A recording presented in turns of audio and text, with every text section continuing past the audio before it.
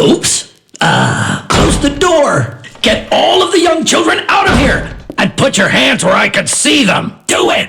Today, I'm going to tell you about a joyful and pleasant pastime. A piece of pocket-sized happiness for anyone.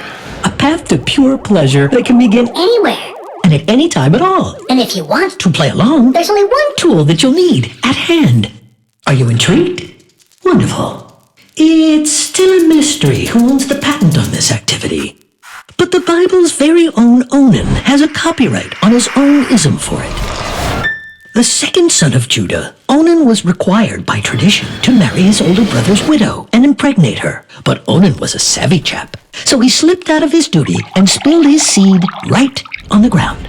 It's a mistake to think he was masturbating. In fact, he just didn't finish inside Tamar. Do you understand why? They liked things the way they were. And just for that, he had to pay with his life. They say that 98% of all men masturbate, and the other 2%, they just don't admit it. Well, you understand why. But as a matter of fact, the truth is much more serious. It's not only men. All pubescent humans masturbate, just some more than others. Those are the statistics.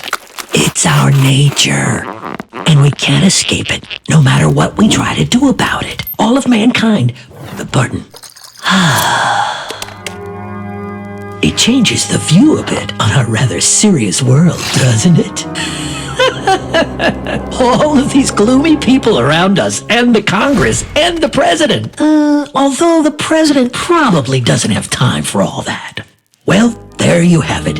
You have something in common with folks like Napoleon, Socrates, Hitler, and the president. In ancient Egypt, by the way, the pharaohs ceremoniously masturbated into the Nile, and the Greeks had no problems with it whatsoever. They considered it the norm. And we won't even get into India and China, where the process was practically sacred. In the enlightened Europe of the 18th century, booklets claiming that masturbation led to blindness, epilepsy, hairy palms, gonorrhea, and loss of mental functions were exceedingly popular. But you know what? I bet everyone was doing it anyway, if they had hands. Now, of course, there were outcasts. For example, Kant. Now there was a guy who thought jerking off was a sin worse than killing yourself. Oh, but nowadays, you and I know very well what is what. Or am I wrong? Today there are claims that frequent masturbation can actually help prevent prostate cancer. Others have found a connection between this act and death from coronary heart disease. While some say that those who actively masturbate don't suffer as greatly from swings in blood pressure. Some claim that handjobs weaken potency, while others say it helps flush those old low-motility sperm out of the reproductive tract. And for just as long as these debates and battles have been raging on, the world has been passionately doing what? That's right, playing with themselves. And, where are your hands right now, by the way?